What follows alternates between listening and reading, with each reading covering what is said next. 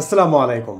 পরীক্ষার প্রথম 10 মিনিট খুবই ক্রুশাল, কারণ পরীক্ষার প্রথমে আমরা কীভাবে স্টার্ট করছি ওটা আমাদের কনফিডেন্সটা কত হবে সেটা নির্ভর করে দেয়, এবং আমাদের স্পিডটা টাইম কি আমরা ঠিকমতো মেনটেন করতে পারবো না কিনা সেটাও নির্ধারণ করে দেয়। সো যখনই আমরা কোনো একটা এক্সামে শুরু করছি, দুইটা জিনিস আমাদের মনে রাখা দরকার। একটা হচ্ছে যে প্রতিটা পার্টিকুলার প্রবলেমের জন্য আমার কতটা সময় অ্যালোকেটেড আছে, এবং সেকেন্ড জিনিস হচ্ছে কোন পার্টিকুলার সেগমেন্ট আমি ফার্স্টে আনসার দিব। আমি যদি এক্সাম্পল দিই, আইবির এক্সামের সময় আমাদের তিনটা জিনিস থাকে, ম্যাথ, ইংলিশ, অ্যানালিটিক্যাল।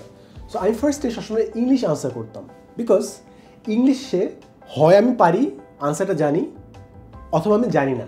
এখানে কোনো সূত্র নাই যে আমি লিখে টিখে ফিগার আউট করবো ম্যাথের মতো। তাই ইংলিশে 30টা প্রশ্ন ধাপাধাপ আমি দিয়ে ফেলতে পারি, 15 থেকে 20 মিনিট লাগে। হয় আমি পারি, না হলে আমি পারি না, বাট এখানে চিন্তা করে বসে থাকার কোনো স্কোপ নাই।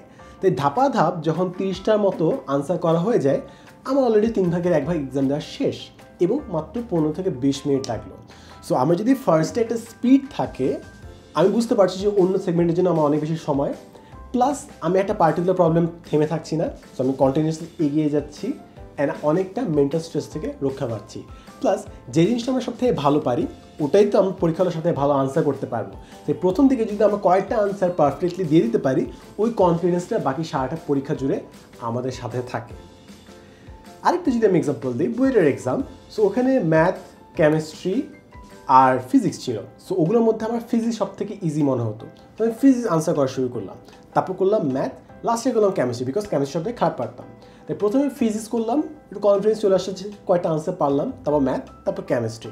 এখন জিনিস হচ্ছে, প্রথমে যদি আমি কেমিস্ট্রি অ্যাপ্রোচ করতাম এবং কোনো একটা প্রবলেম যদি আমি না পারতাম, যেটা অ্যাকচুয়ালি হয়েছিল, আমি কেমিস্ট্রি অনেকগুলো প্রবলেম আমি সলভ করতে পারি নাই, তাহলে আমি ভেঙে পড়তাম যে আরে আমার তো নার্ভাস হচ্ছে, আমি তো প্রিপারেশন ঠিকমতো হচ্ছে না, আমি কেমনে পারবো। তারপর আবার টাইমও নষ্ট করে ফেলতাম।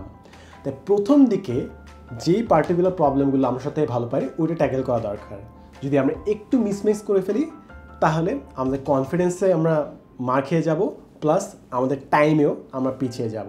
তাই যখনই কোনো একটা এক্সাম দেখছো, টার্গেট করো যে কোন পার্টিকুলার সেগমেন্ট তুমি সব থেকে বেশি স্ট্রং, কিংবা কোন পার্টিকুলার সেগমেন্ট শেষ করতে খুব একটা বেশি টাইম লাগে না, যেটা তোমাকে অটোমেটিক অনেক এগিয়ে নিয়ে যাবে, অনেক ফ্রি টাইম দিবে।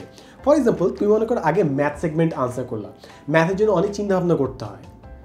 সো ম্যাথের জন্য অনেক চিন্তাভাবনা করতে যাই, তুমি ইংলিশের জন্য জাস্ট 30টা আনসার করার জন্য 10 মিনিট পাইলা। তুমি ইংলিশ নর্মালি এমনিও আনসার করতে পারতা, বাট এখন যেহেতু তোমার টাইম অনেক করো, তুমি অনেক স্ট্রেসের মধ্যে ইংলিশটা দিচ্ছ, এবং হয়তো তুমি কয়েকটা আনসার করতেও পারছো না, যেটা তুমি করতে পারতা, বাট তুমি ম্যাথে বেশি সময় দিয়ে ফেলেছো, এই জন্য তুমি এখন আনসার করতে পারছো না।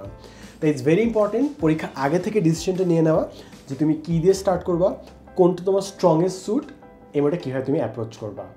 যেটা সব থেকে ভালো পারো ওটা আগে স্টার্ট করো, কিংবা যেটা সব থেকে কম সময় লাগে সেটা আগে স্টার্ট করো, নিজেকে একটা হেড স্টার্ট দাও। এই কনফিডেন্সটা তোমার বাকি পুরো পরীক্ষায় অনেক কাজে দেবে। দেখা হবে নেক্সট এপিসোডে, and as always, thanks for watching.